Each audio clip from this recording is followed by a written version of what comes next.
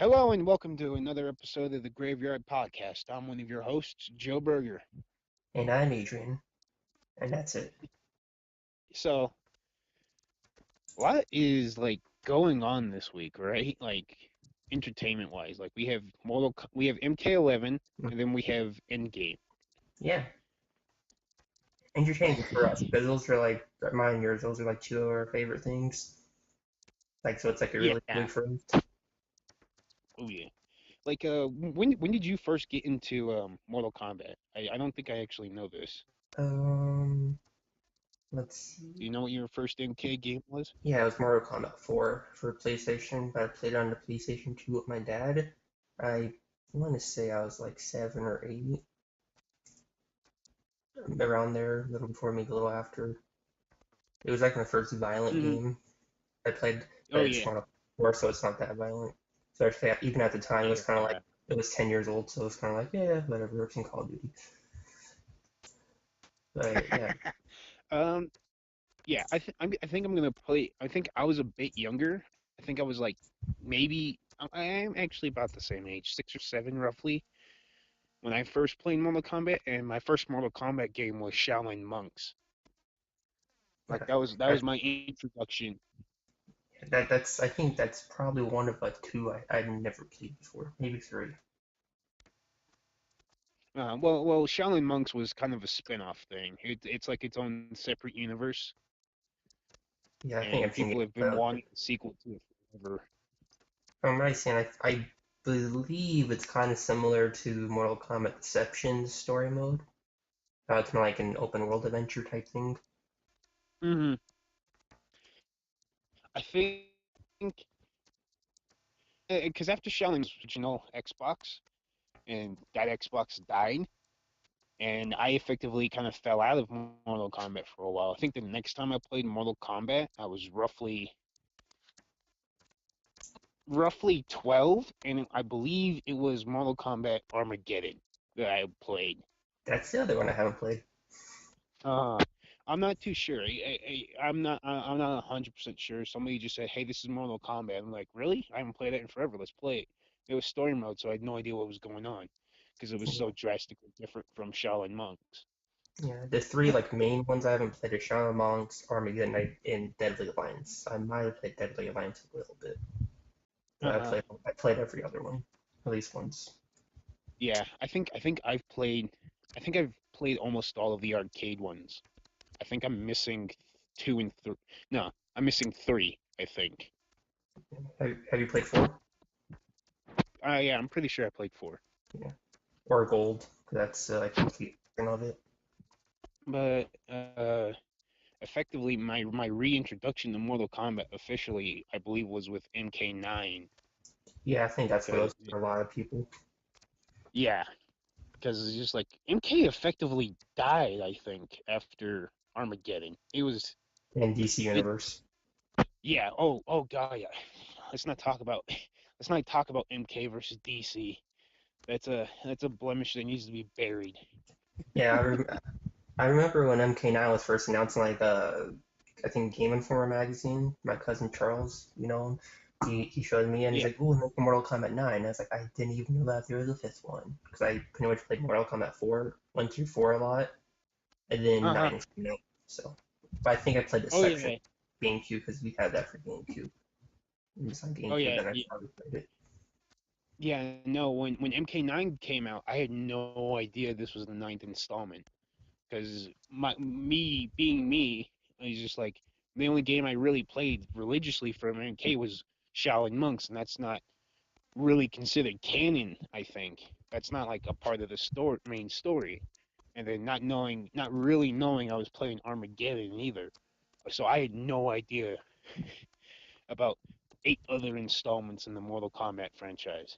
Even more if you count all the spin-offs and like Ultimate Mortal Kombat 3 and Gold and all the other ones, but like 9 main ones. Uh-huh.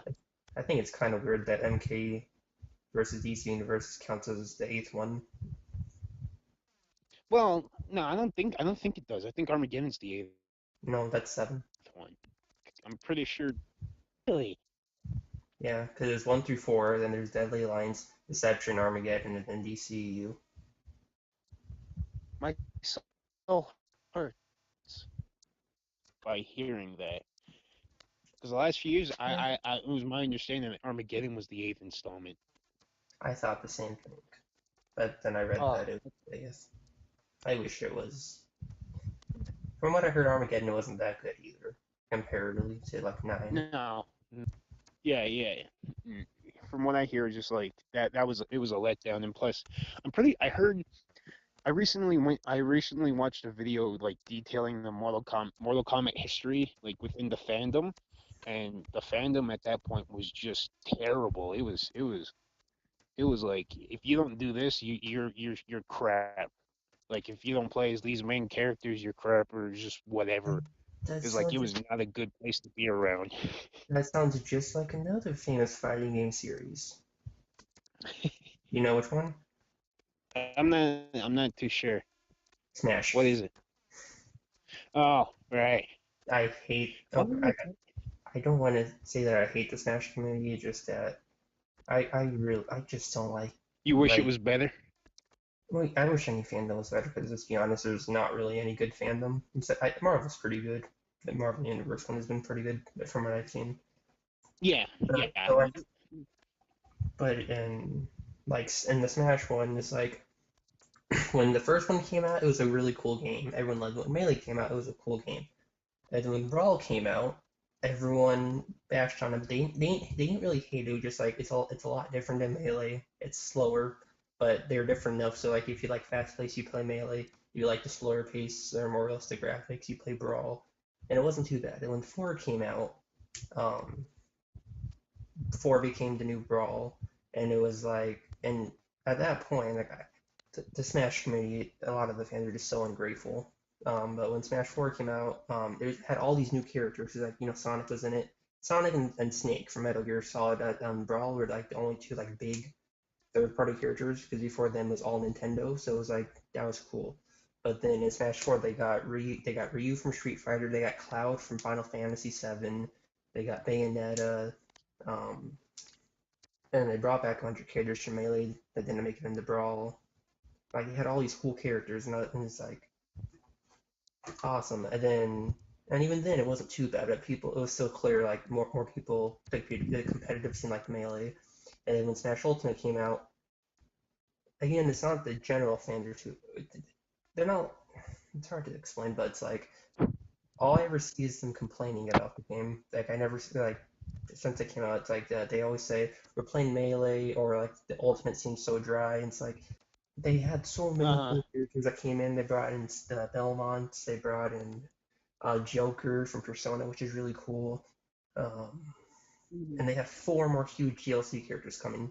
Because I remember the Game Awards, they were like, okay, they announced that they said we knew that there's gonna be 5 more DLC characters, and the first one is Joker, which from Persona 5, which is a PlayStation exclusive game, and that's how they're starting it. Just imagine how they're gonna end it. Yeah, no, I kind of well, I kind of see the same thing happening with the MK community because honestly, the Mortal Kombat fan base is the only one I guess I religiously follow. I'm not even sure how it really ended up that way. It just did.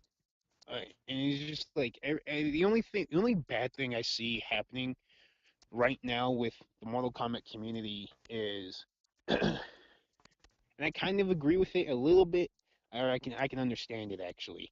Not really agree with it. I can understand it.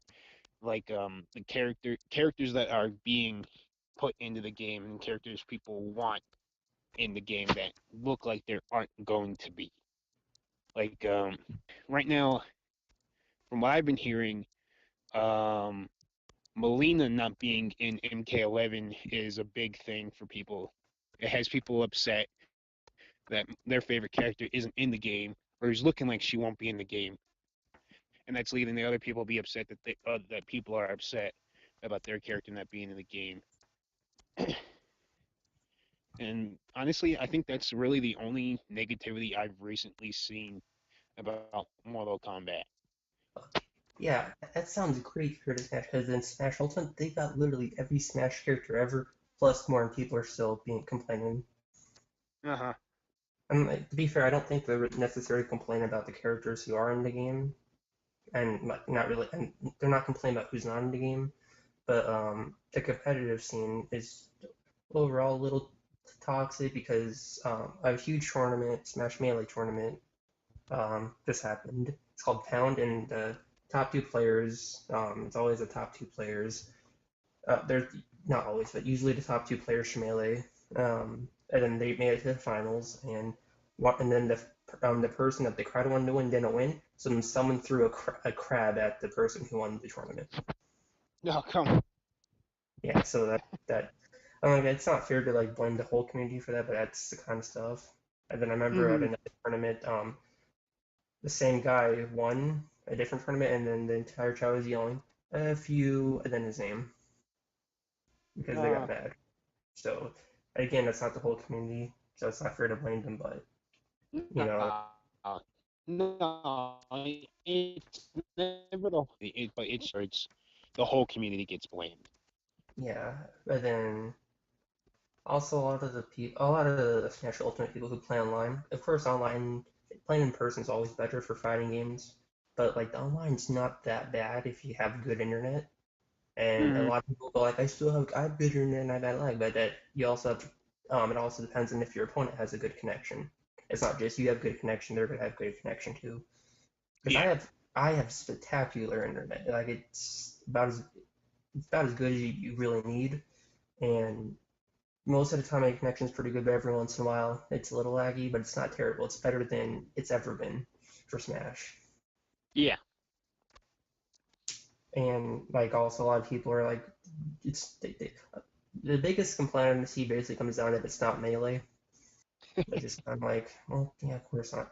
But like because I kind of feel bad for Zachary. He's been working on this game. He worked on Smash 4. Then immediately after the Switch, Nintendo started working on the Switch. So then he's like, okay, we got to work on this next Smash game.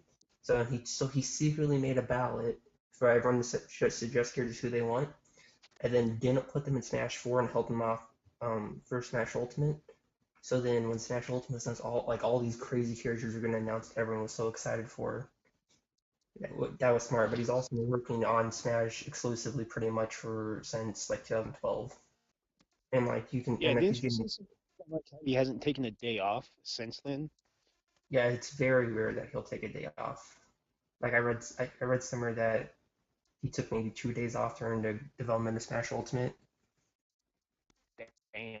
Yeah, he works so hard. He's such a great deal, and of course he's not the only person who works on it, but like he's the leader of it, so he makes sure that everything meets his standards and everything. That's always nice to hear. Someone Well, who, well, it's just nice to hear that someone who's extremely passionate about what they do is willing to work on it nonstop, so it comes out as good as they can get. yeah, Nintendo's always had someone like that work on their games because like it's Hmm. Nintendo, they're the biggest video game company, and they have been for the last over 30 years for a reason. It's because their games are always high quality, regardless if you play them or not. You have to admit that they're fairly high quality. Um, but like Miyamoto, for example, he's worked on so many. He pretty much checks Nintendo games and makes sure they reach his standards, and if he thinks they're good before they get past a certain point in development. And he has pretty good judgment because like he's created Mario, Zelda, and all like the other big games, and he's been pretty successful. Uh, well, here, since since you're a big Nintendo guy and then Mortal Kombat MK11 is coming to the Switch, what do you think about that? Because I'm hearing a lot of people complaining about the Switch port because Okay, of the downgraded graphics. okay, that's the thing. The screenshots that were released for it, I saw some of them, and immediately I was like, yeah, it doesn't look nearly as good. But one, we knew right off the bat we knew it wasn't going to look as good because the Switch isn't as powerful. And two, those screenshots, most of them are not real. And there's also a big update coming that because the cartridges can't fit the entire game. So an update's coming, and it's theorized that the update's going to help like the visuals a little bit. because Mm, it's a huge day one update. So yeah, yeah. From what I was hearing is MK11 is a game if they put it into the if they put it directly into and for the Switch, and they had it as looking as good as it does for Xbox One, PlayStation, or whatever, that it would have been, I think, roughly it would have been 30 frames per second, and you can't have that for any game, especially a fighting game, I think. no, So they sacrificed visuals for the 60 frames, roughly. I think it depends on the game for the frame rate. Because Uh-huh. for like if fighting games, yes, I think it depends on the fighting game. Of course, like I think Street Fighter can probably get by in 30, but Smash, Mortal Kombat, anything that's faster paced, definitely you want to go for that 60. Same with racing Uh-huh. games. The racing game at anything less than 60 is a bad idea. But like a platformer like I don't Mario, know. if it's 30 frames, it'll be just fine. Uh-huh. I don't know if that's true. I'm pretty sure I just read it off like a fan account or something. But if it is true, if that is the case, I think that's better. Because me personally, visuals don't necessarily matter. I don't care about graphics. I care about gameplay and story. And if It, either one of those is great, I'll play the game nonstop. yeah, that's I think that's why you should look at it because if you go based solely off graphics, you're gonna be really limited in what games are gonna meet your standard rather than just looking for fun. Oh yeah, like what is it? I still play my Xbox 360 from time to time because I just find it more fun. I don't know if it's because of nostalgia and I grew up on the 360 or what, but I play on my 360 a lot more than my Xbox One. And for the 360, The Walking Dead, they came out with a video game, The Walking Dead Survival Instinct. It revolved around Daryl and Merle, and it's a terrible story, and it's ugly. It looks terrible, but the gameplay wise, it's fantastic in my opinion. And walkers react as they should. You shoot a gun, more walkers show up. The more you shoot, more walkers to fight. Gameplay wise, I think it's a great game, and by no means does it mean that I want my games looking like that, looking as terrible as it does, as Survival Instinct does, and lacking in story. But I think gameplay carries it, and it is definitely like a 2 or 3 out of 10 on any scale. But it's just fun to play, gameplay wise. Yeah, I'm the same way. Because I've been playing a lot of Mario 64 for the past while because I like speedrunning it, and I've been in any N64 game does not look good. I don't care what you say, it does not look good.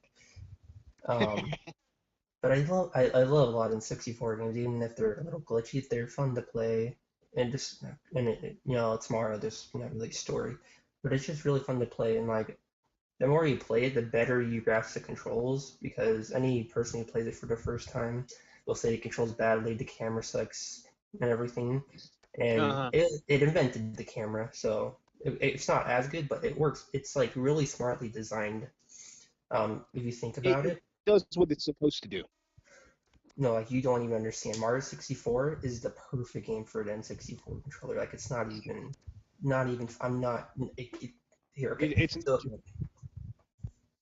like okay, if you look at the N64 controller, the control stick, if you look yeah. at it has 8 notches in it because it just made sense at the time, and it's also a short skinny stick. I mean tall skinny stick rather than short and fat like most other controllers. So it's really precise on where you slide it, which is good for a platformer. And a, a, there's also 8 camera angles depending on but there's also 2 different camera modes. And each mode has 8 angles, and that works perfectly because the 8 notches on the control stick and the 8 camera angles go together perfectly. So if let's say you're playing a stage, you hold forward, you walk forward. If you turn the camera one thing to the right and you move your control stick over to the next notch or top right, you still go forward, and it works perfectly like that. Hmm. So it's really well designed for, especially for the time. It's also just really fun to speedrun. I think it's the perfect speedrun game. Yeah, haven't you been speedrunning it lately? Yeah, because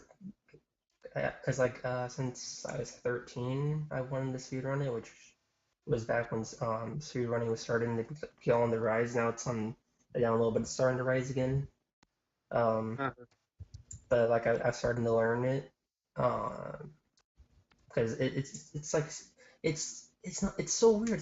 It like works so well as a speed game, like in every aspect, because there's a bunch of different categories, and so there's a 16-star category, and that's like the perfect beginner one because it has nothing into it is too difficult. It lets you get used to the controls and the movement and everything. The only thing that sucks is the ending because you have to do these things called backwards long jumps, and those things are so finicky to get to work perfectly, so you can skip to the end. But everything other than that, it works perfectly because you do all the Bowser stages. You learn all the movement. You learn a lot of easy stars to get used to it. Then once you get good at that, you can go up to either 31 star, which isn't really recognized as a real category anymore. It's still on the leaderboards, but no one looks at that to see if you're a good player. But you can work your way so you can earn another 15 stars, get those controlled, and then after once you get that, you're halfway up to 70, and 70 is the next big category. So you already know half them, so you don't need to learn another 30 or so to do 70, and then from there you go 70 to 120.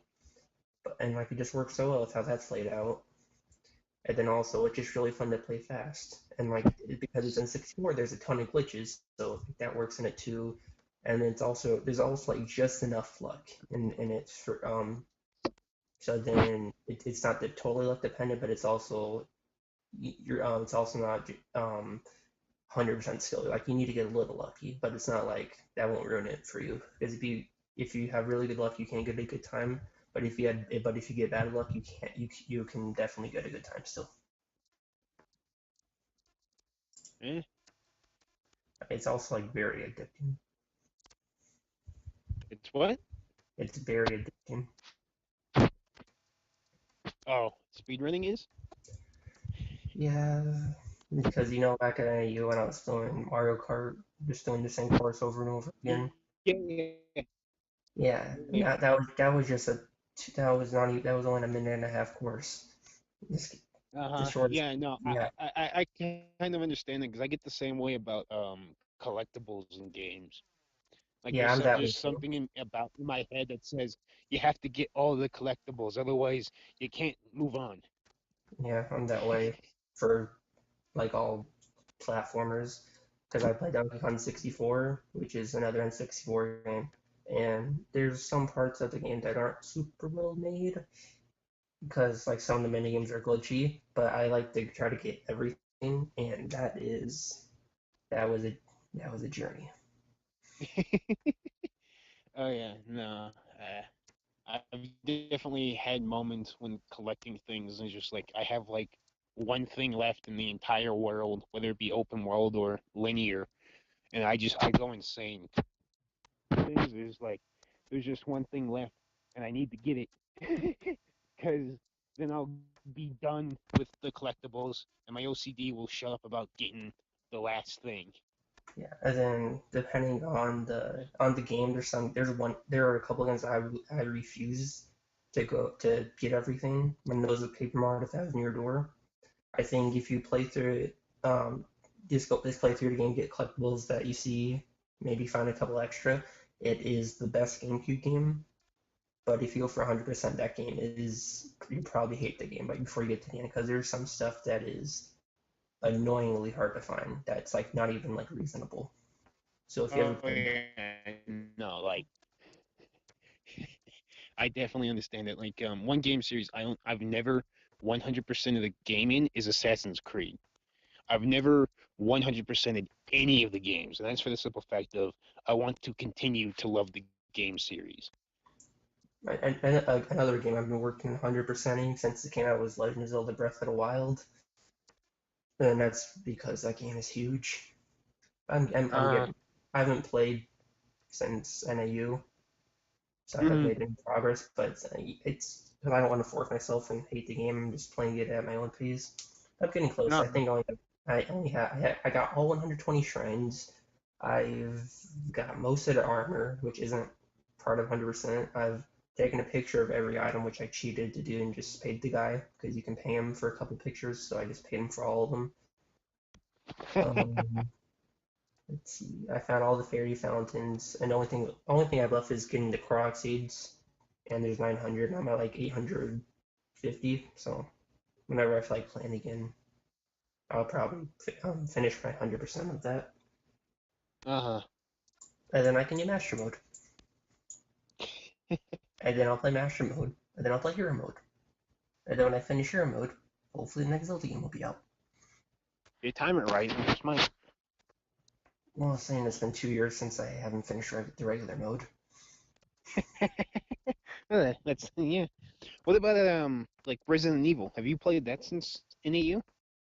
I did a little bit, but I have this because like in the past, if I tried playing multiple games, like big games, I never finish any of them except for like maybe one if I try to play like three at a time. Yeah, And yeah. I've been Xenoblade for the longest time, and that game is so long, and I kind of sucked myself into trying to 100% or come close to 100%ing it, Uh-huh. and I'm at like 90 hours, which I guess for how long I played isn't very much since I've been playing it for over a year, but like I don't like I love playing it. Like I enjoy every second of it, but it's like the Switch has kind of spoiled me into like I prefer just playing in my bed, not on TV. So I need to just like find a like every it's like once every 2 weeks I'll sit down and play it for like 4 hours and make some progress. It was kind of funny because I'm trying to do all this I try to do every single side quest that I see, and I finally got all Uh-huh. of them done. I went back to got all the extra ones I couldn't do at one point, and I'm like, okay, I go on to the next area. I go to the next area, and it's the only area that was like this, but it was six things filled up with just each thing had like five side quests. I was like, seriously? Oh, oh yeah. No, I know that feeling very well. Um, okay. Like I want to say maybe a month ago, I was playing Dead Island Riptide, and I was scrolling through the achievements because I want to get as many achievements as I can on my 360 for some reason.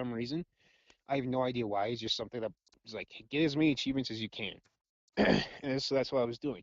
One of the achievements in Dead Island Riptide is to do every mission in the game. Side quest, main quest, whatever. Do every mission. I played Dead Island Riptide over. I play that game over and over and over and over. I've probably beaten it like 10 times now, and I just love the game. And it got to the point where I was missing one mission, and it took me to find the one mission because it was just like it was because I'm an achievement like that is something you can't look up on YouTube because Yeah. everyone's final mission is going to be completely different from yours. It, So I drove myself like running all over the map, the entire world, every square inch I could run across, I ran across looking for where this mission was. And the thing that upset me the most was I listened to a character's dialogue that I'd listened to before, and they said something about like, hey, if you go here because go to this field hospital because there's a bunch of people there. For some reason before it never registered that they said that. So I found the hospital, I went there and I found my mission. And I was simultaneously pleased and upset because I've heard that dialogue at least 10 times. And it took the 10th time for me to understand where my last mission was. And I'd run past it at least 1,000 times too. Because the yeah. place is like dead center of where you need to navigate to go to different missions, whether it's main mission or side mission. I've done similar in Breath of the Wild. I because there's 120 shrines. But mine, I at least have like a little sensor that lets me know when I'm close to a new one. But it still took me a while to find that last one. Like, and the cool thing with Breath of the Wild is that if you open up your map and push X, it shows you everywhere you've been. So you can like see everywhere you walk. So now Like my map is almost completely green because I've been almost everywhere. But it's still like, how am I missing 50 seeds? Oh yeah, it sounds like we shared that feeling because I opened up that map several times, just like where could it be? I've opened every door I can. I don't know where to look anymore. Yeah. Well, I'm really happy that they and Breath of the Wild for Korok seeds, you can they added as DLC you can get like this mask that will like jingle a little bit when you get within a certain distance of one. And I'm so glad they did that because if they didn't, I would never find every single one. Because some of them is like you pick up this rock and there's one underneath there, or uh, you look underneath the water and you can't swim. Well, you can't swim underneath the water, but you get to go underwater with your magnet ability and pull it off at something, or all that crazy stuff. Or like shoot this target inside of a tree that blends in with the tree really well. If it wasn't for that mask, I would not be trying because that just seems like a nightmare. I feel bad for the person who worked at IGN who had if who because they always have 100% guides to all their games. I feel bad for the guy who had to do that before that mask was out because he probably had a week to do it before the game came out, so he probably had a no life bit for a week. Oh yeah, his life was a living hell for a while. He's like, man, I don't even like this game anymore. I changed the rating from a 10 out of 10 to a 7. Uh-huh. I don't know. There were very few games I feel like if I replay them over and over and over, I don't hate. Yeah, for Like me, there well, yeah, I'm the same way. like I'll get irritated at a certain part or whatever because it's the difficulty increase point or whatever. like uh Dead Island, the first one.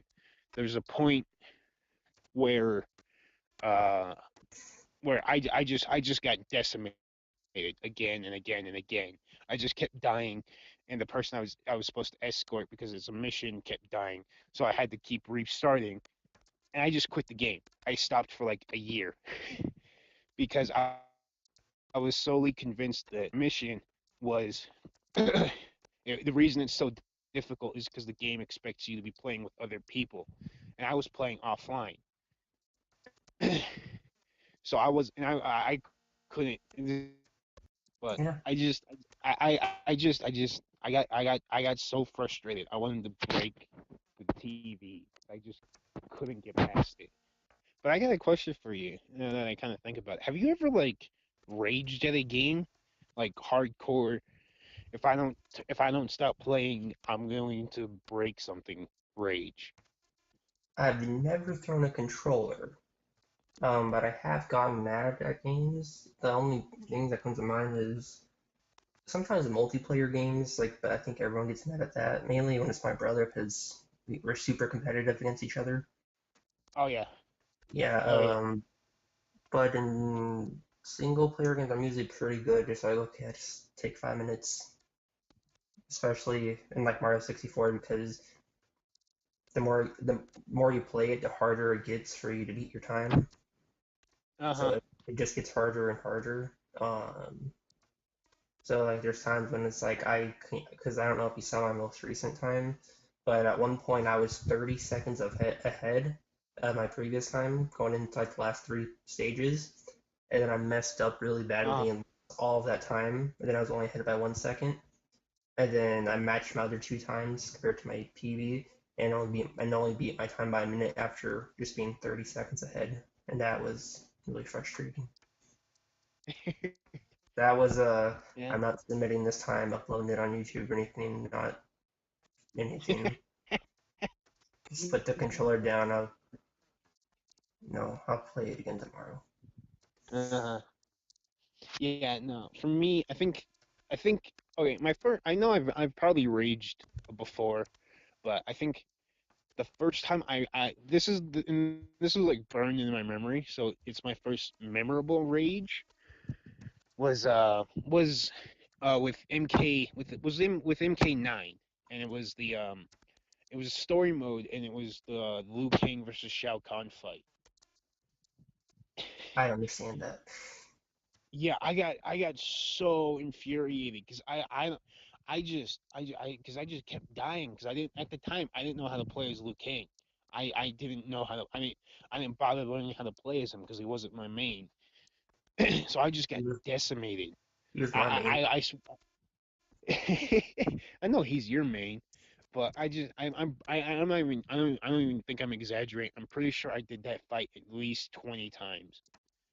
And it got to the point where it's just like I wanted the world to explode. That's how angry I was.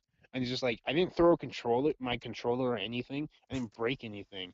I just like I just dropped my controller, like I just let it slide out of my hands and it like hit the ground and I just walked away because I was just I was so infuriated with that fight. Okay. I'm trying to think of like I other. mean, If, what? I recently just played through again the MK9 story mode, and that fight still kicked my ass. Even though I know how to play more or less as Liu Kang now, I still had to do that fight at least 10 times. Yeah, I'm trying to think of some parts in games that I played, especially growing up, that were really hard. Uh huh. Uh, uh,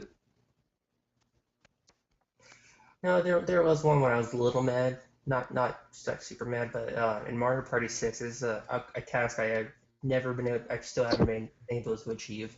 But there's a mode where you gotta beat 100 mini games in a row. Oh And God. it gets harder like every 10 games it gets a bit hard it gets a bit hard, like they start out all easy computers, then when you get past 10 it's like easy normal, and then easy normal, and it gets harder and harder, and I've never beat it. It's really hard. That just sounds like And I'm it's meant to be infuriating. yeah, I've come close, and like it's one of those things where like I've spent like my childhood up to now, like every once in a while I'll try to do it.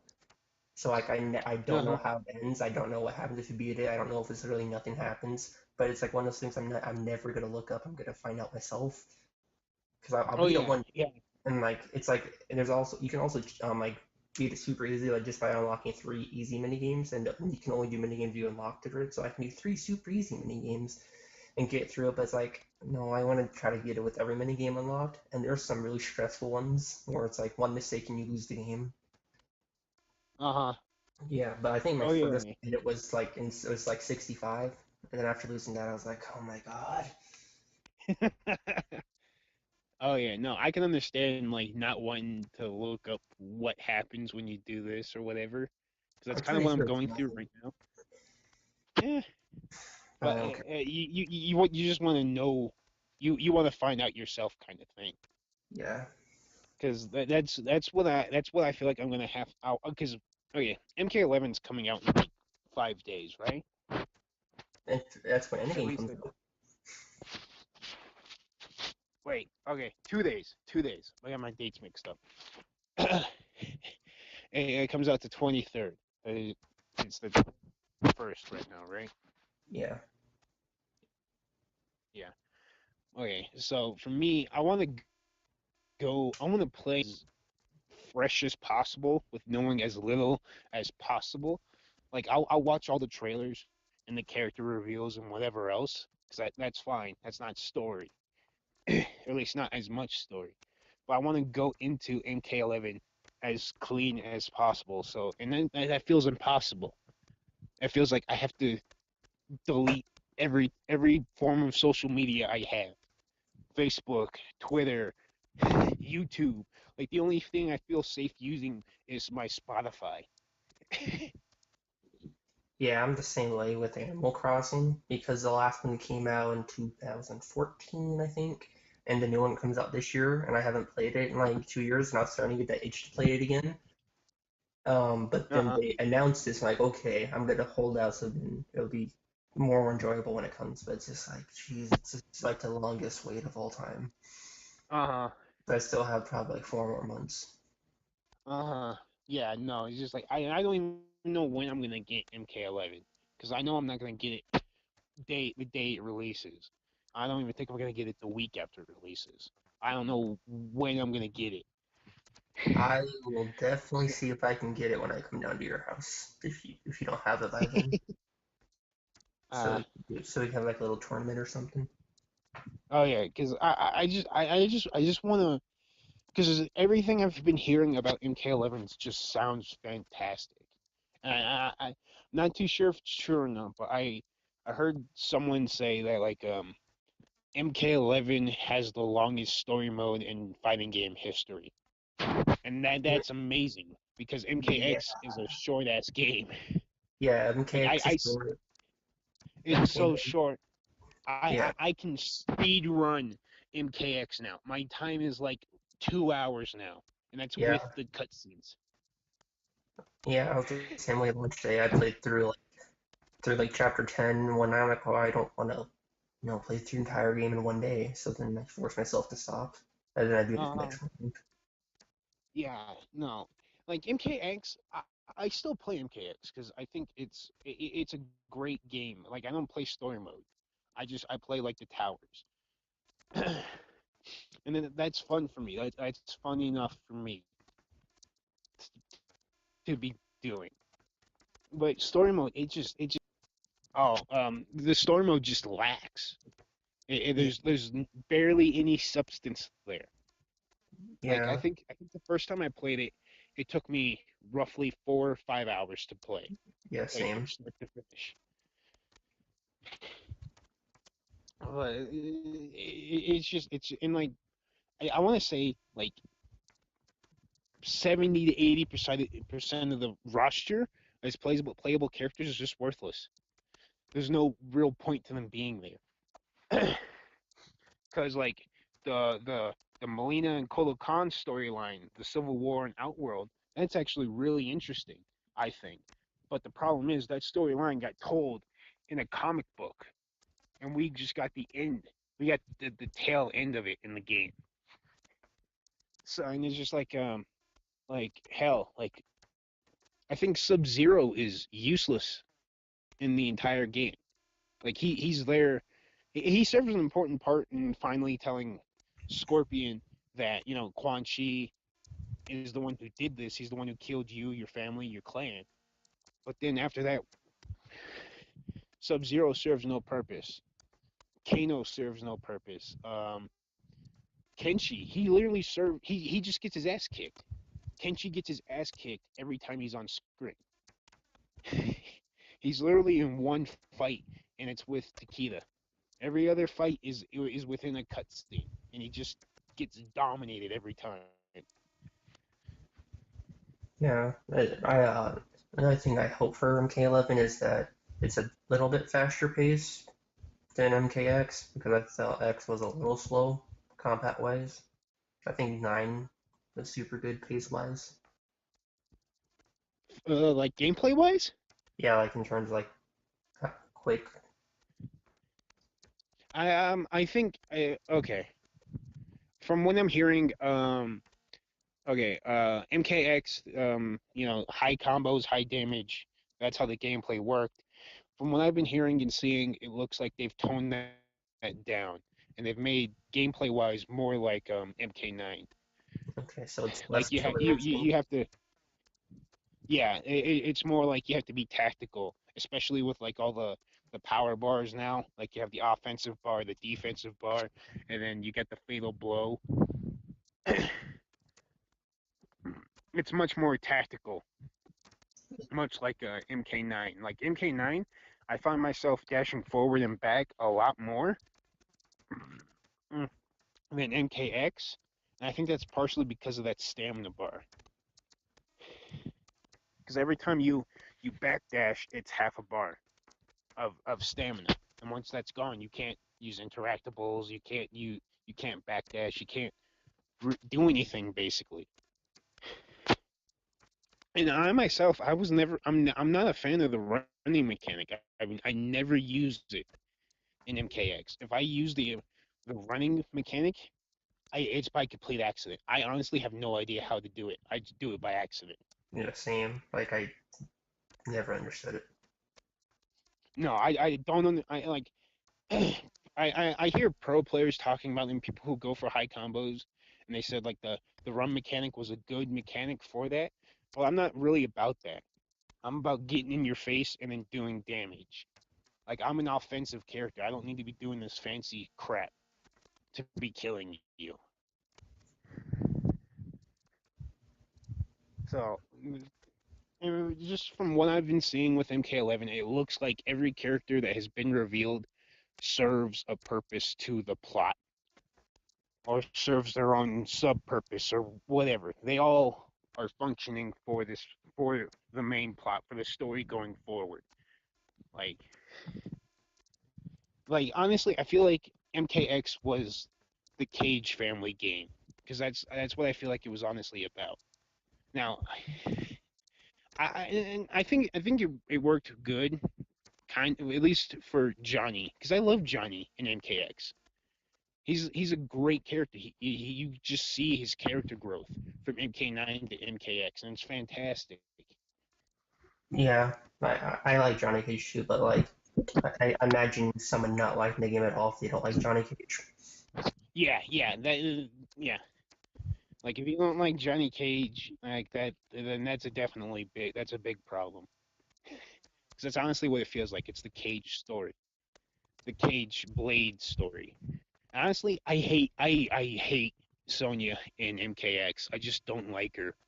Like I like Yeah, her playstyle, I like her fighting, but her character, it's just I hate her so much just because of how much she hates Johnny for some reason. Like like every time I play through this story mode, and then and Johnny and Sonya are talking. I think it's relatively the first time they're talking, and it's just them. Like Johnny tells her like you're always working, never any time for me and Cassie.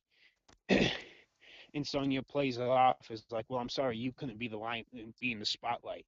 And in reality, that's not what Johnny was saying. Johnny was saying you were never there for our daughter. Like you right. were never a mother for our daughter. That's how I see that line being said. But like, would you agree with that? Like Yeah, with Sonya just that's what I picked up. Because like you can tell that especially since she's like high up in the military or police. She's you can tell she works there a lot. So I mean, it's pretty clear that she probably wasn't home that much. Which is uh huh. I thought would be the opposite. I thought it'd be Johnny who wasn't home because he's the actor. Uh-huh. Yeah. And I think that was a good way to twist it. Like Johnny, yeah, he's an actor and whatever else, but he had a kid, so acting took a second seat to his kid. Like I really like that. I really like how they decided to make Johnny grow instead of being the same arrogant piece of crap he's always been. Yeah. Wait, okay, so real quick, I want to say something that I absolutely hate. It's in game, and this goes on any level of where this happens, and it's where you have a game, and then people like take out like, okay, you can't do this thing because it makes it too hard for another person, or no one can do this because it makes the game too short or something. I really hate that. It's like I remember back at the video game club. I remember they were trying to say if you play Scorpion in the Mortal Kombat tournament, you can't use his get over here move. What? Yeah, well, No, I think ultimately they didn't do that because it's no, stupid. no, he didn't. My thing was the only thing I saw where people were getting upset was somebody played as Sonya and Sonya has this real simple move. I think it's like forward B.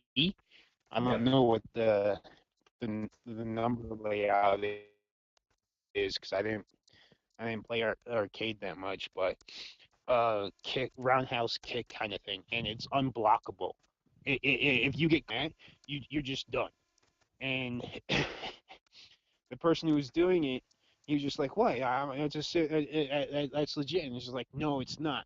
I can't. I literally can't do anything without wasting meter or whatever else, or I can't get enough meter to break that." So they were, I'm pretty sure it was Doucette, and I'm pretty sure he was playing a Scorpion, and so he did the Hellfire move from He raises the fire up from underneath your feet, and it's unblockable. And they were trying to go, well, that's unblockable. That should be banned. It's just like, no, because you can dodge it. You can back dash, forward dash, jump over it. Your crap, I can't get out of at all. Yeah. Well, the reason why I brought this up is because in the melee fighting community, if you play as ice climbers, there's a technique you can do called wobbling, and since there's two of them, there's two ice climbers. If you're able to desync their movement a little bit, and then you grab someone at the right time, you can hit your move. You can do a thing where you just keep grabbing them and hitting them, and basically do infinite damage if you do it right. I think Uh, you can probably still break out of it, but they were making a rule that um, they would ban it if they were trying to ban it altogether, and they're also trying to say, okay, we won't ban it, but once the opponent gets over 50%, you can't do it. And I was like, that sounds really stupid, especially with all the other because like every other for people why they prefer like ultimate over melee is because it's less glitchy, and uh, that's a glitch in the game, a pretty big one. mm-hmm. And I Well, if it's just for that specific game where that is more prevalent, I think that's understandable. I think that's well, is definitely doable because that just sounds like a um I can't think of I can't think of the word I'm trying to use. I think like exploit or something, Well, for lack of a better word, that's exploit. that's literally all of melee. It's that because there's a bunch of different things you can do that are exploits in the game that makes only like six characters good to use. Maybe I think there's eight characters that you can if you go to a tournament, a high level tournament, and use these eight characters, you have a chance of winning. And if you use any other character, you have no chance of even coming close. Okay. And because you can do wave dashing, which is really complicated techniques where you jump, but then you like dash down quickly, and then you hold it diagonally down, and you can like go backwards, go like forward or backwards. And with someone like Fox or Luigi, it's super good because they're faster characters, they can move faster. But with if you let's say you like Bowser, you can't do it with Bowser, and that makes the game unfair. But people are like, well, then just learn a different character or learn to avoid it. And then with the Ice Climber thing, if everyone who doesn't play Ice Climber is like, well, it's not fair because they can win. And then if they ban that one move that takes out like a decent amount of character, and I think that could add to like a new thing you can learn, and you can try to make sure you can try to purposely not desync them or desync them too much or something like that. I don't know. I don't play melee. I just think it's kind of dumb when people try to ban this one thing in a game because it makes it too hard. Uh-huh. Yeah, yeah, I could see that because if it's a competition, you're supposed to earn your place. You're supposed to earn your placement. Yeah, So I could see that. I can see that reasoning. It definitely makes sense to me. it's also I just don't I never want to play Smash competitively because to me like that, and also I can go all day about things I don't like about Smash professional like community, but I don't want to do that. A different podcast. Yeah, I also want to say I don't hate Smash. It's just that like there's a lot of things that I see like some people say about the game that I think is You critique the game because you love the game and you want to see it in its best yeah light possible. yeah I'm that way with Mario, but because you know me, my favorite game series Legend of Zelda. My second is probably the 3D Mario series, and there's one game in each series that I just cannot stand. Well, not so much Mario, but Legend of Zelda. I love the Legend of Zelda series, but there's one game in the series that I hate. Well, I don't hate. I just like all the other ones I'll play, and now I'm just like I don't want to play it, and it I, I can't think of well I do have reasons, but like it's a really long story. I don't want to go into it.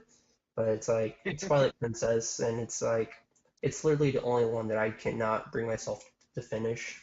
Like I've played, I think a lot of people love it. It's because it's Legend of Zelda series. Everyone has their different favorite game in the series, and that one I just don't understand how so many people think it's their favorite. And like I don't hate it. I don't think it's a bad game. It's just like compared to all the other games, I think like, almost every other game in the series is significantly better. Because I think it's slower, or I think I think because it came out in 2006 or seven, and they were going for realism. And if most games who echo for realism look really bad now, and I think that's a big drawback. And it's also slower combat pace. I think the story's boring. Well, a lot of small stuff that add up. Yeah. And then I'm also with that Super Mario Odyssey and Galaxy a little bit. But Odyssey's the main one because it's new. I think that I think they put too much stuff into the game, like overpacked it with stuff to do. Well, not to do Uh-huh. with some moons, because some of the moons are literally, hey, there it is, let's go grab it. I'm not kidding. There's some levels you spawn in, and then you walk forward, and like you can see a moon just sitting there, and you can grab it, and you need to collect a certain amount to move on to the next area. Yeah, yeah, no, I heard that a lot with the most recent Assassin's Creed game, um Odyssey, I think it is. Assassin's Creed Odyssey. That's fun. I have it. I have it, but I haven't played it because I heard like I watched a review for it and they said like like they said it's a good game, but there's too much in this game. It's like you're supposed to be this great godlike Greek warrior, but gameplay wise, your game mechanic is you're a certain level, and then there are missions, and then the missions you have to be a certain level, minimal level, to do this mission without getting killed mercilessly again and again and again. So you have to do all these different side quests. Like the reviewer, he said something just like you know you're this Greek warrior of legendary status, and then there's a side mission you have to do because you need the XP, and it's to do someone's laundry for them. That kind of thing. It's just like I don't want I don't want to because I don't want to be grinding. I don't want to grind too much. Like I had that problem with Assassin's Creed Origins. I didn't like the level system. I didn't like how you had to be a certain level to do a mission because I just felt like because I first time I play a game, I just want to run through the main missions. I'll run through the story, and then on my second playthrough, do all the side quests. And I felt like every time I got to a certain level and I did a mission, I just hit another roadblock because then I had to level up more to do the next mission. And I don't like that style of gameplay. You're good. Well, no, never mind. I was gonna say you would hate RPGs, but RPGs never cut you off from doing side quests. You can still do them, they'll just be harder. Yeah, no, I love RPGs. Like I love one of my favorite games ever, game series ever is Far Cry. I love I love that game. I love the level up system, but the level up system never stops you from doing missions. It never stops you from doing the main mission. It never stops you from doing the side mission. Yeah, Whether you level up at all or not at all, you can do whatever. yeah, I think that's the way to go. That's the kind of RPG style I like. I think I haven't played it a whole lot, but I think the perfect RPG is Final Fantasy VI, aka 3 in America originally, and like because it of course doesn't block you off from any part of the game, but it also is like paces it so you don't need to like go back and like do grind levels for a while. You might have trouble with the boss fight, might have to redo it once or twice, but it's like perfectly laid out so you don't have to like grind a bunch of monsters. Uh-huh. Yeah, and I think very few other RPGs do that. I think Yeah, I feel like leveling up it should be a reward, not a necessity yeah. for RPGs. That's how it should be.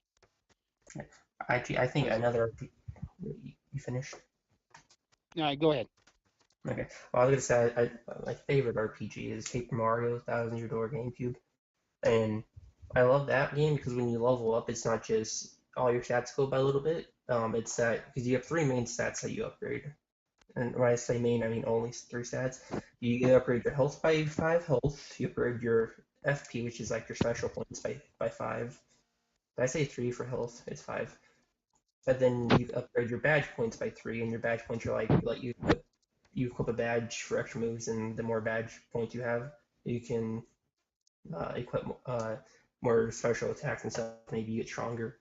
And I like that because it's kind of like, well, I gone into this boss. I tried it once. It was a little hard. And maybe if I had this extra badge or 5 more health, it would have made a difference. So you can go out level up and you can pick what you upgrade. Or if you want to play through the game again, you can like only upgrade badges points. See if you beat the game at 10 health. Uh-huh. I think that's literally such a good game because like you can make your own little challenges when you go through. Like maybe no bet. I don't think it's possible. Well, I know it is, but beat the game with no badges or something like that. Hmm. Yeah, no, it's just like I love the Assassin's Creed story. I love it. I find it's just fun to play, to be an assassin and going around and parkouring around the world. But honestly, Origins and I hated the level up system because it just felt like it was unnecessary, and it was meant to make me stop and do the side quests. Like I feel like Ubisoft felt like no one was doing side quests, so they forced you to do side quests. I think that's And I dumb. I don't think like that. I Like, think for the most part, I think I'm in George. I think you should be able to get through a game without doing most of the side quests. Maybe a couple, like, but like I think you should be. I think you should be able to skip at least like 80% of them and have a good yeah, time yeah. through the game. Like I do them. I do a couple main missions back to back to back, and then I go off and I do side quests. Like like Far Cry 3. It's like my favorite RPG game. Like I'll do my main missions back to back because I feel like that's kind of like how they're meant to be played. At least a couple, but then I'll go off every now and then, and I'll upgrade myself. I'll get another weapons pouch. I'll upgrade my ammo pouch, things like that. And it never feels like I have to do it. It always feels like I want to do this because I want to be able to carry more weapons or carry more ammo or whatever. It feels in like none of it ever feels necessary. Like I never feel like I have to get this weapon slouch or whatever. Like it'd be cool to have, but I don't need it, kind of thing. Yeah, I think that's what it should be. I think it should be like you don't need it, but if you do, it might give you a bit of an easier time. Yeah, yeah. Like if you want the challenge, you don't have to do anything. You can just go as you are. Yeah, I think games that let the player play how they want. I think those are always the favorites over time. Yeah. I think that's why it's just this is one of the reasons why I don't like Mario. A reason why I don't like Mario Odyssey as much is or Sun.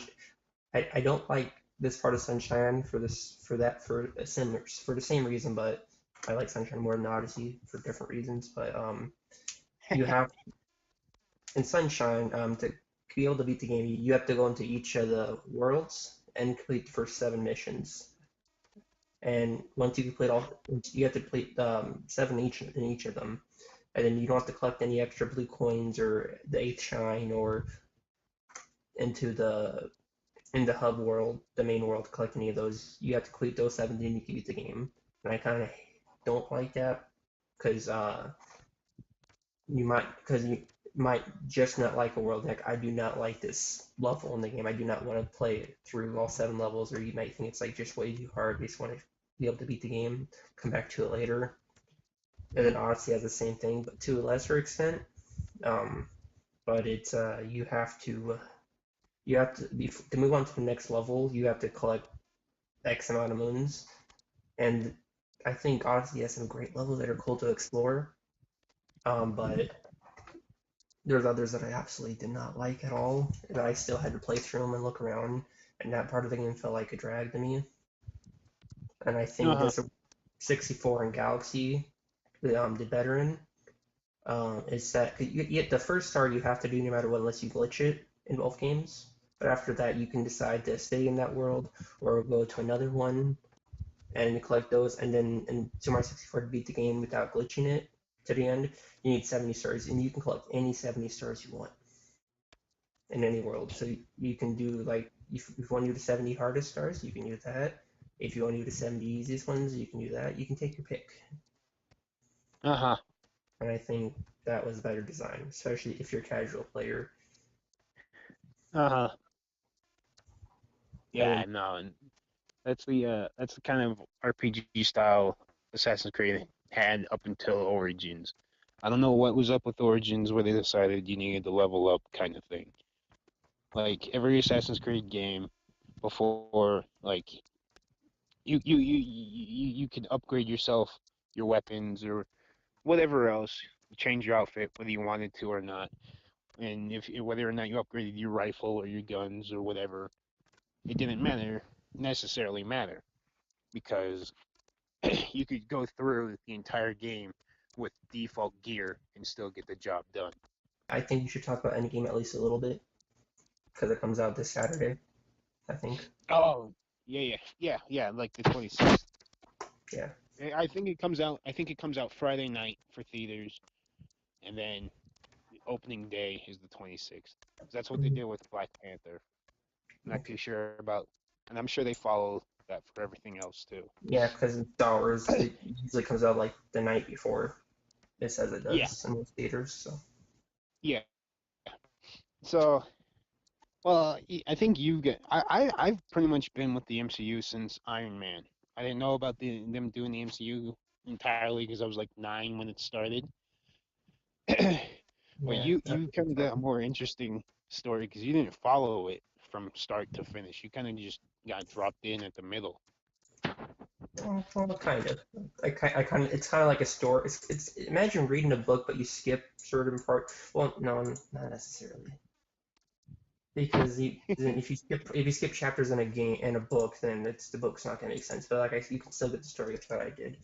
Um, okay, it's hard to correlate to something else, but what I did, um, I started with Iron Man 1, not because like I was like, oh, I love Iron Man. I just like, oh, the movie looks cool. And also, like, someone bought it, some of my family bought it, and I just watched it. And I watched Iron Man. I didn't watch another movie until the Avengers. So I skipped Hulk, Iron Man 2, Thor, and Captain America. I've seen Captain America recently, and I would say that movie is really cool. Almost made me want to enlist in the military. That's how cool it was. Um, and then after I saw Avengers, I skipped Iron Man 3, Thor 2, Captain America, Winter Soldier, and then I saw Guardians. And I didn't even pay that much attention. It was like I woke up and everyone else was staying at my house for like a birthday weekend, and then Zach put it on. And then I skipped Age of Ultron, and then I saw Ant Man. And then from Ant Man onwards, I saw all of them. So like I'm still in the loop for a lot of them. So like I Uh-huh. understand the story. I just if you ask me what happens and before Age of Ultron, I probably can't tell you. uh, uh, yeah. No, I've pretty much been with the MCU since the start. It wasn't up until like recently I've been seeing every movie in theaters. The only one I haven't seen is Captain Marvel. I haven't seen that yet. Yeah, I saw But that. to me, but for me personally, I feel like I don't necessarily need to see Captain. I don't need to see Captain Marvel to understand Endgame. Like I understand that's her backstory and whatever else, but I just want to see Endgame. Yeah, I don't want to make a pit stop with Captain Marvel right now. yeah. I don't Like I'll want. still watch it, but I'll watch it when it comes to Blu-ray and DVD. You know. Yeah, you can. I don't want to spoil anything for you. Okay, is it okay if I tell you But how relevant it is to Endgame? go ahead. Okay, you don't need to watch it. It will not ruin Endgame for you in any way. Not Yeah, saying not saying it's bad. Just you don't have to watch it. If you want to watch Endgame first, it won't nothing bad will happen. So yeah, yeah. That's kind of like how I figured. I mean, honestly, I feel like Thor Ragnarok was kind of the same thing because yeah, I Ragnarok came out just before Infinity War, I'm like, I don't want to see that. I want to see Infinity War. Screw Thor. What about Black Panther? Well, I went to see Black Panther. Yeah, okay.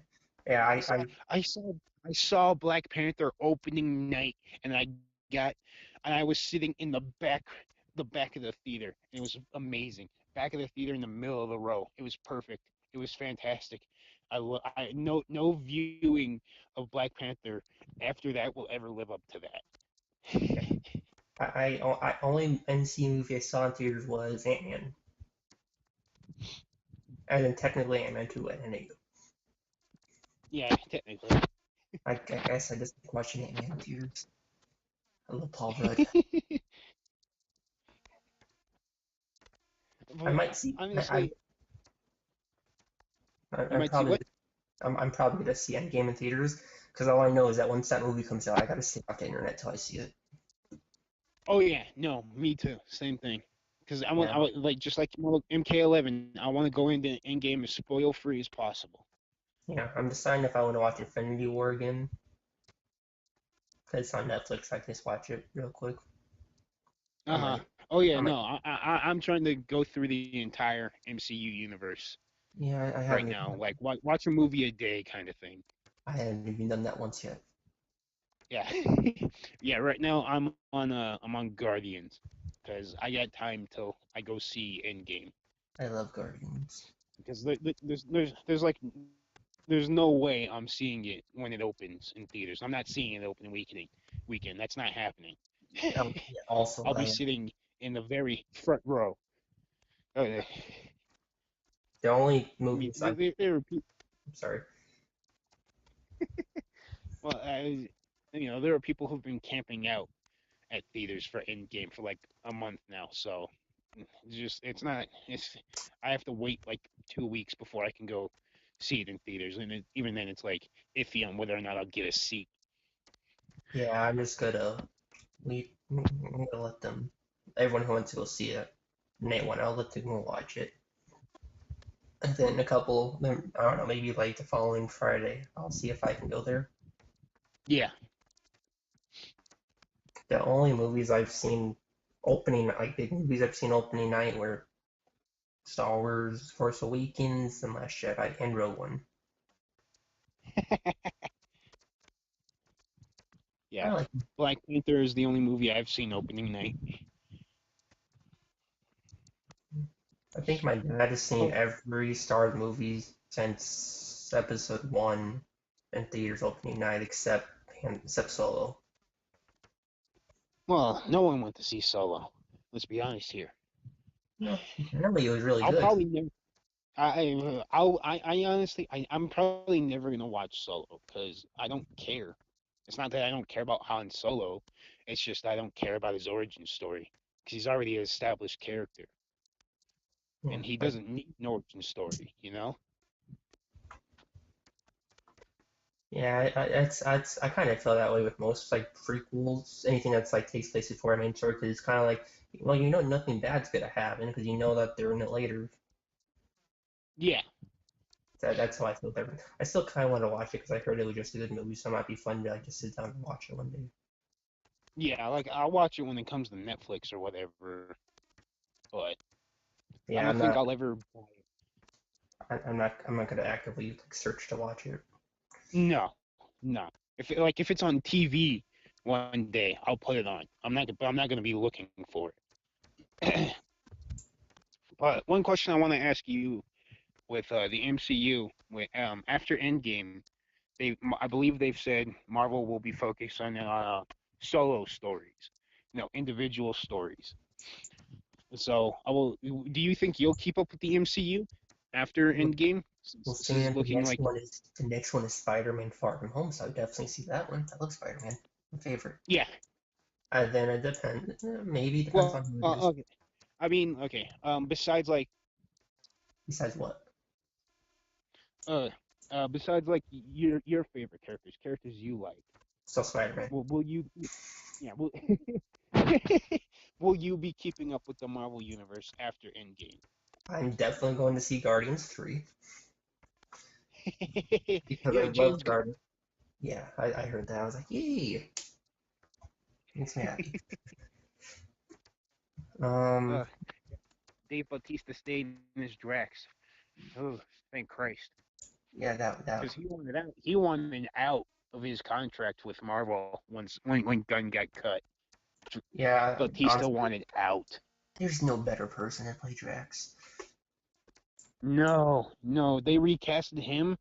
Whew, I wouldn't have gone to see it No, because there is no other Drax other than I will say Bautista. for the casting, they did a really good job with like everybody. Oh yeah. It's like spot on. And then, okay, let's see. I'm looking at all the movies so far. I'm trying to think of other characters. Like, I don't think they're gonna make another Iron Man.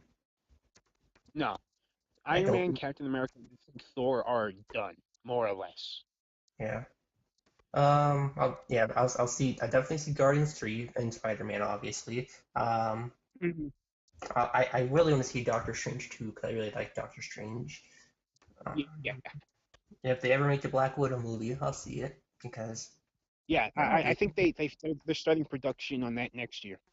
I think that's what I saw recently. uh, 2020, they start production. and then they're probably gonna make a third Ant-Man. We don't know that, but if they do, I'll watch that. Yeah. Yeah, for most characters, I'll watch it. I'll watch their solo movies. Uh-huh. For Oh, me yeah. personally, I don't if there's not I think they've said like there will be other Avenger movies, but I think for the most part I'm only really gonna stick with like Spider-Man, Guardians, and Strange. Everyone else, not necessarily. Like I'll probably watch their movies, but maybe not in theaters, probably on DVD or Blu-ray. Because to me, Endgame is supposed to be the end game. It's the end. For a lot of characters, whether they die or not. It's the end. And I mean that's what they've said with Captain America and Iron Man. Like they may like they're not confirming anything about whether they live or die, but they're saying like this is it for them. Whether they live or die, this is it. Uh, If they live, they'll still be in the world, but they're more or less done. yeah, like I really just want to see Guardians and Spider-Man because Guardians has best soundtrack of all time, dude. Love that soundtrack. Yeah, they got that awesome soundtrack. No, like literally, you cannot name I a mean, movie with a better soundtrack. I dare you. I dare anyone to name a better soundtrack. Can't do it. Maybe Willy Wonka.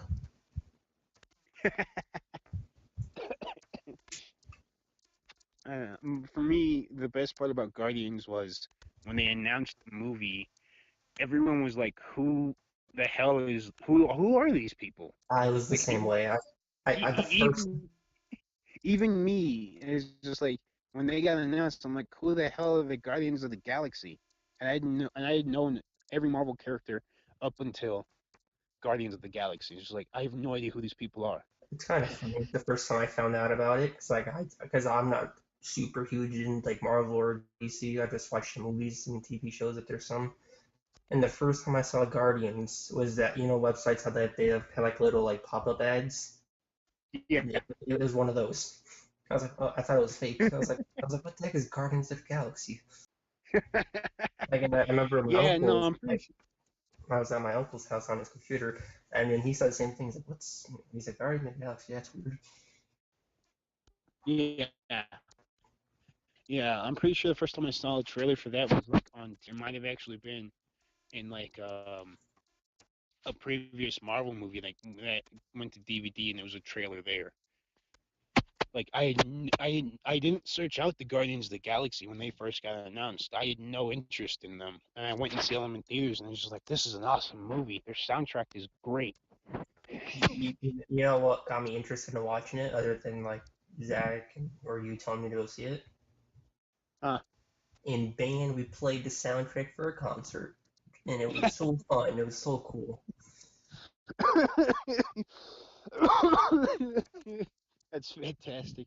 Yeah, it was because I didn't even know it. I was like, man, this is really fun to play because like we played the MCU opening, the Marvel opening part at the beginning, And then I know one. Then I don't remember the order. I saw the sheet music. I just don't remember the order. But we played "Hooked on a Feeling." I got to do the Ooga Chaka part if you played a brass instrument.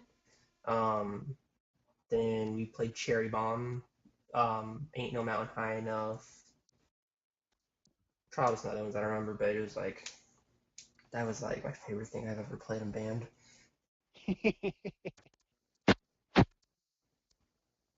Yeah, that just sounds like a great time. That sounds like fun. It sounds like a And good reason to get into Marvel. the best thing, well, not the best thing, it's irresponsible of me, but I didn't know I was playing in concert because I was a jazz band marching band kid, but they needed another trombone for concert band, so he gave me the music and I completely forgot about it. So like a week before, they're okay if you're in the percussion class, because I was for whatever reason. He's like, okay, we're gonna practice this. So I was like, cool. And then I was like, oh man, I haven't practiced any of this music at all.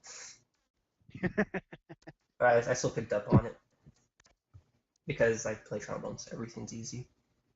That concert was just really good because we played the Guardian stuff. We played I Am the Doctor. We played Powerhouse from Looney Tunes.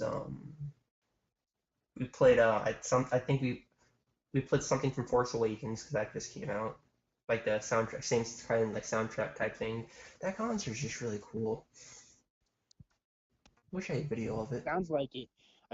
I wish I was there. I wish I saw that one. That sounds like a great time.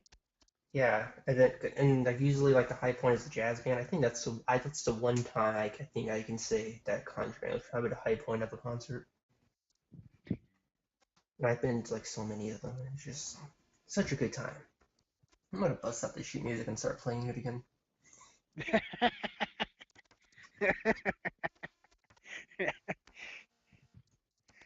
Oh God. Freaking love Hooked on a Feeling, dude. You can't tell me that's a bad song. You can't tell me that. You can't tell me that's a 10 out of 10 song. Because like, no matter what kind of music you like, you listen to that and you're like, you're hooked on a feeling. Love that I mean, song. hell, Guardians too with Mr. Blue Sky. Yes, I That love. I mean, hell, we were at Star, and I was listening and playing that song, and I was just fucking dancing in the dorm with the door wide And open, not caring at all. yeah, that was the alarm for us for a few weeks. It's a good way to start the day. Yes, it is. Mr. Blue Skies, the perfect way to start the day. Man, just imagine what they're gonna. Man, I can't wait to hear the Guardians 3 soundtrack. I just want to hear the soundtrack. Oh yeah, Look at the. now that Quill's got that Zune. Oh yeah. Oh man. Man, I hope he doesn't have like new music on there. I don't know from what I remember, it had a crap ton of songs on it though, I hope he picks out all the good ones.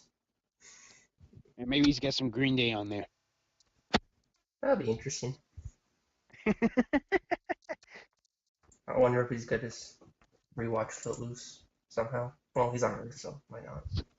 Well, I wonder if he's gonna force Parker to watch Footloose on repeat, since he said it was never the greatest movie ever made. I don't know. It might have been. I haven't seen it. I haven't either. I don't think I've seen a single second of Footloose. I just know the song. Yeah, that's all I know too. That's literally the only other thing I know about Footloose is on what Kevin Bacon was in it, right? That's it. I didn't even know that. Yeah, I don't even know if I'm right on that. I might not be. But yeah, with the MCU, I'm not really gonna actively search out to watch every movie. I'm just gonna stick with like my favorite characters, which are like Spider-Man, Black Panther, and the Guardians and Strange. That's about it. Well, I mean, after looking at the list, that's pretty much like what's going to be left if they like finish off the other main character stories, because I think that would leave Ant-Man, Doctor Strange, Guardians, Spider-Man, Black Panther, and then maybe Black Widow. But I don't know if that could be taking place beforehand if she dies. I think they said I don't think anything's really been released other than they're doing a Black Widow film. but I think it's going to be an origin story for Black Widow, And that's which what I I was think thinking would too. be which I think is actually interesting because I don't know much about Black Widow. Like in the comics, she's like she's like enhanced. Like she's as old as Cap and Buck, and like she has super strength. She like actually has powers in the comics, from my understanding. So, and with what we got from Age of Ultron and that little hint of backstory, I think she's got an interesting one. Yeah. I wonder if they're gonna make a Hawkeye movie. Maybe a TV show. Yeah, I was like, how are they gonna make a show about someone who shoots arrows? But then there's a show called Arrow. Well, that got canceled. It gets Yeah, one more season and then it's done. yeah. I think that's why they haven't made a movie for Hawk. Well, for a couple of reasons why, but I think that's one of the reasons because like how interesting could it be? Uh-huh. I don't know. You make it about, Hawkeye's got a family established. You make it about that. Make it a family drama or something. I think it could You be know? interesting. And who's gonna fight? Bad Hawkeye? I'm pretty sure in the comics, Hawkeye has a brother who who's just as good with a bow and arrow as he is, but he's a criminal. So do something like that. I don't know. I don't write stuff that much. So I don't know. I'm also not familiar with him, so what do I know? Yeah, I'm not with where Marvel is right now. I'm not as familiar with a lot of characters anymore as I Yeah, used to be. I got bits and pieces now, but I got enough interesting characters to well, go out and see the movies. that being said, I do think Hawkeye is really cool because I like archery. Yeah, I like Hawkeye too. I like him Oh, too. Like if oh, also, people think if Green Arrow can be useful for the Justice League, I think Hawkeye can be useful for the Avengers. You know? yeah. And I think it's really funny because I just thought of another funny story to tell about me doing archery. And every single podcast there keeps coming up a story that I never talk about. And Well, now you we're could. just man, I'm gonna have a field day one day when we get all caught up with these stories.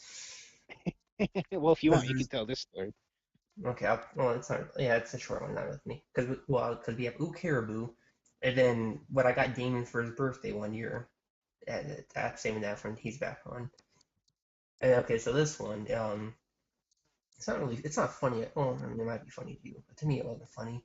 So we went to Camp Skyway one year, and the one thing I wanted to do the entire time was archery. I was like super excited, and right when we got to archery, I threw up and they wouldn't let me do it.